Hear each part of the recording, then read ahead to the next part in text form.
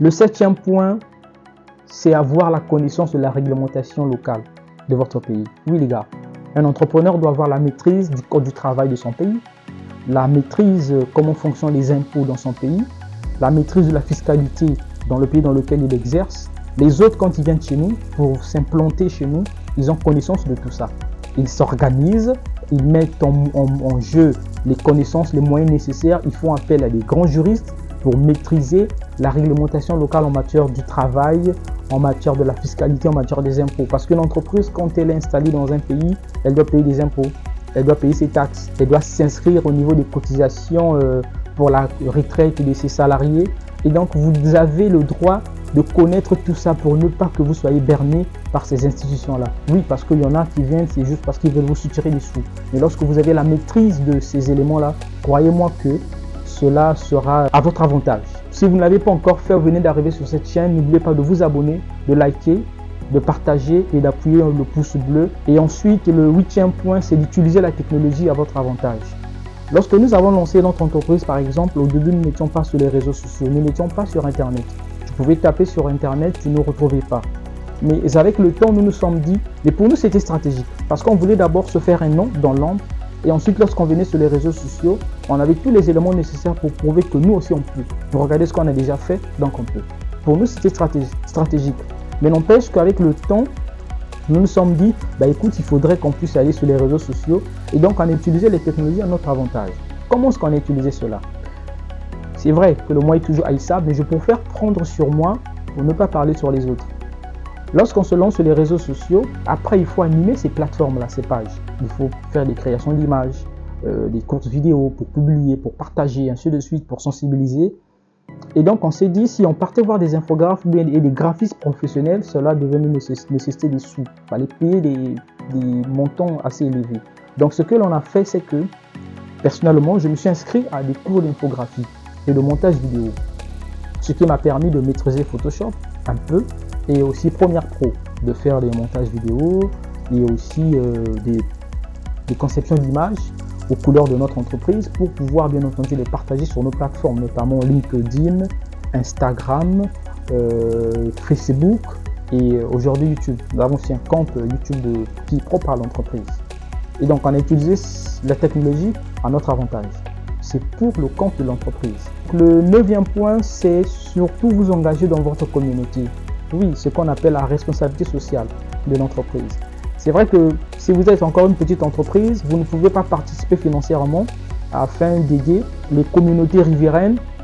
Mais ce que vous pouvez faire, c'est au moins participer, faire du bénévolat. Voilà, faire du bénévolat au niveau des écoles, des orphelinats, au niveau des institutions publiques. Ça fait en sorte que vous soyez visible, ça vous donne aussi de la visibilité. Nous avons fait ceci avec tel orphelinat, nous avons fait ceci, voilà, nous avons participé, vous envoyez vos agents, vos collaborateurs le faire, mais vous au moins vous assurez le déplacement et voilà, la ration de vos agents. Mais vous le faites pour ne pas avoir des sous derrière, mais vous le faites de manière bénévole pour juste aider et vous inscrire dans ce cadre-là pour qu'on sache que vous existez et cela vous permettra bien entendu de gagner aussi en autorité et en visibilité. Et le 10e point qui est l'avant-dernier point, c'est de rester informé et apprenez continuellement. Oui, mesdames et messieurs, vous devez rester informé. Tenez-vous toujours au courant des tendances du marché. Ce que l'on appelle dans notre langage en HSE, faire de la veille réglementaire. Ce que aussi font les juristes et les comptables. Parce qu'à chaque fois que l'État, chez nous en République du Congo, chaque année, nous avons un code de finances. D'accord? Un code des impôts. Donc, à chaque fois qu'il y a cela, nous devons être informés des nouvelles dispositions que l'État, d'accord, préconise pour cette année-là, pour le paiement de nos taxes.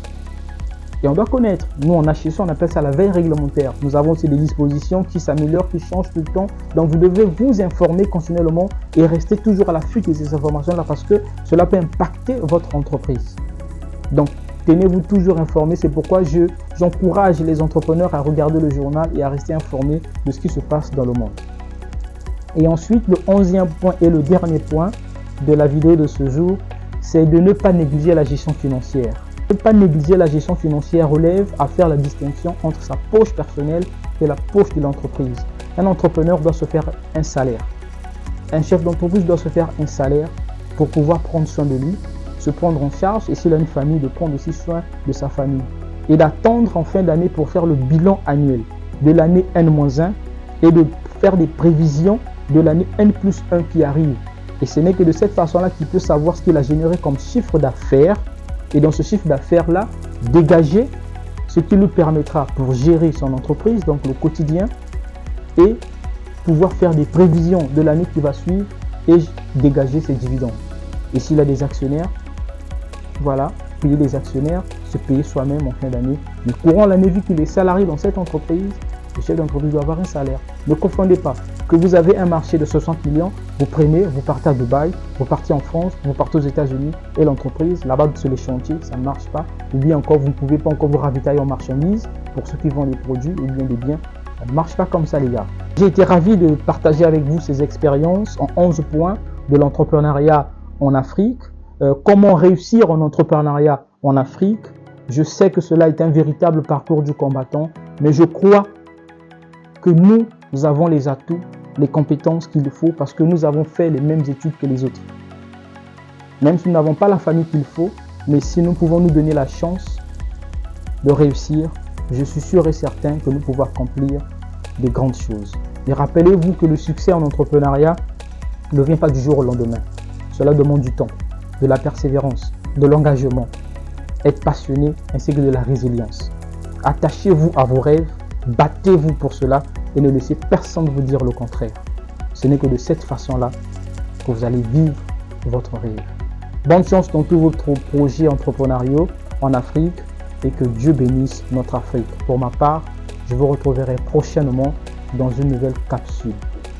Et n'oubliez pas de liker, de vous abonner, de partager. Merci et à très bientôt.